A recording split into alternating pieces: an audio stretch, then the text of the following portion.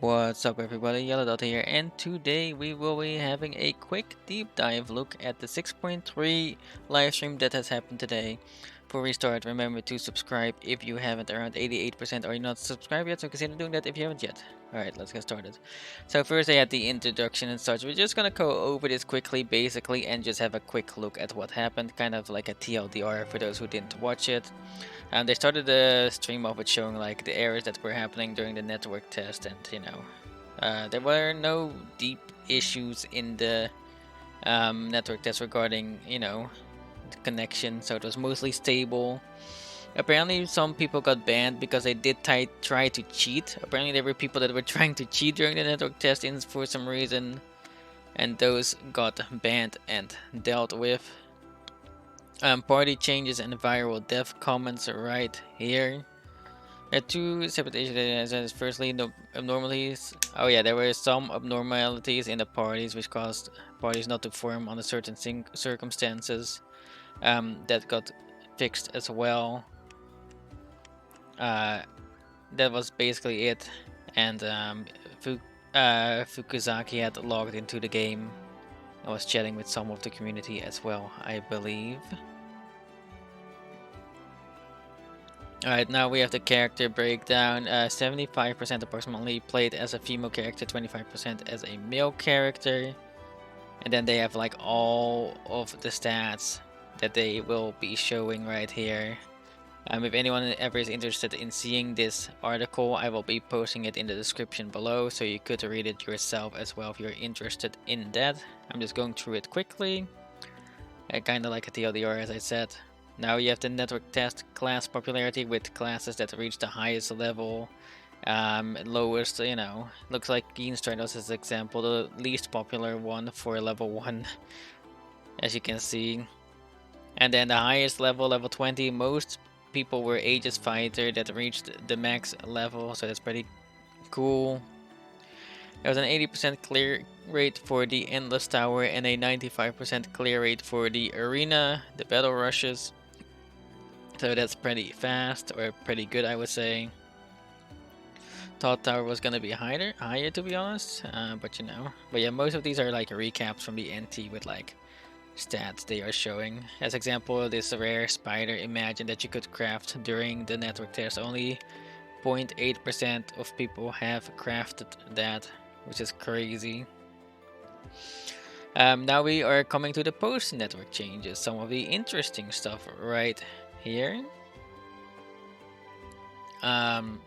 So they are adding healing over time out of combat, which is crazy. So when you're out of combat as any class now, you're actually gonna be healing slowly over time, which is actually a huge change. And you get higher healing while you're being seated at like a camp and such. So that's pretty good. They also made adjustments to the HP potion resources, so you're gonna have more HP potions as well. It was obvious that the Keen Strider was better than the other classes for exploring, because you had a heal on you basically. So it was quite nice for that. They are upping the drop rate as well for the elite monsters and dungeons. For hard dungeons specifically, they have a higher drop rate, I believe. And then for the elite monsters, they lowered their HP and increased their attack. So you're gonna not be fighting the elites anymore for approximately 10 minutes. But they do have a higher chance of killing you this time around. Now we're coming to the class changes right here. They've increased the aggro from the Blade Warden. So at lower levels, the Blade Warden or Aegis Fighter had a rough time pulling mobs. And with this new upgraded aggro skill, they will have an easier time doing that.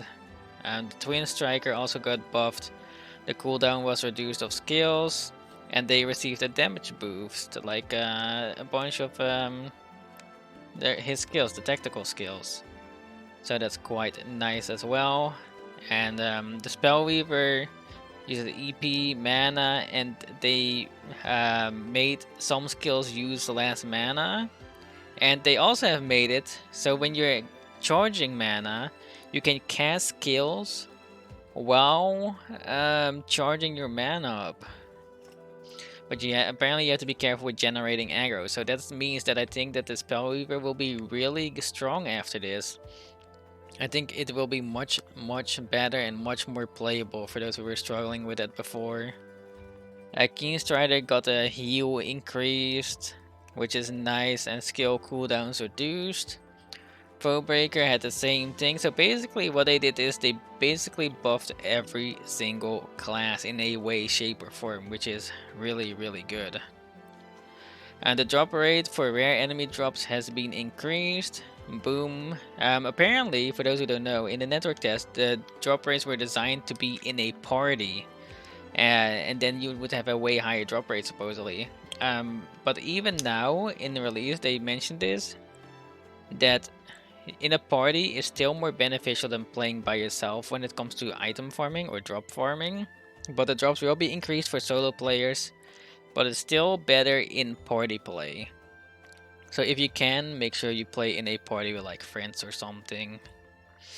And gathering spots are now guaranteed to drop a specific material as well. So let's say you need a rare material, you can go to that specific spot to just grab that rare material potentially.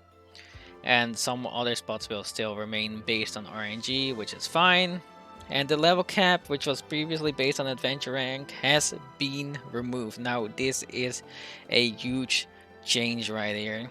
I think removing that means that people can just level freely. So the reason they did that is because a lot of people, including myself, would waste XP as example. Like I was stuck on level 10 for like 30 minutes. I'm like, huh? What's happening? I'm not leveling up. And I was like at max XP. And then I realized I had to level up my adventure rank before I could level up again. It was quite something. And here we go, we have the adventure rank and adventure board updates right here. Now some of these could still be considered mandatory because you get like the upgraded weapons and such, which is still nice. Now you have the left is the old ones right here, and the right is the new ones. You have the ones you kinda, you know, are recommended to do basically, like the new weapons, and some that are like optional that you just basically don't have to do. As for end game, they will still have a um, long time to talk about it. Supposedly, they're still beyond the scope of that topic. They will talk more when they can announce the roadmap, which is soon relatively. With that being said, that is all they touched upon regarding that. And they also mentioned that there won't be another network test of sorts, which means that the next thing we can forward to, that's right, that is the release.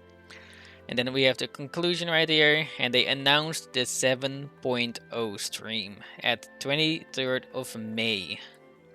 So they said the only way it would change if there's like some big issues that cause them to have a delay for it, you know, like they had with the network test as example. But if there's no big issues, we get the live stream on 23rd of May, and that will show us like the roadmap probably, and 7.0, you know what that means, probably the release date.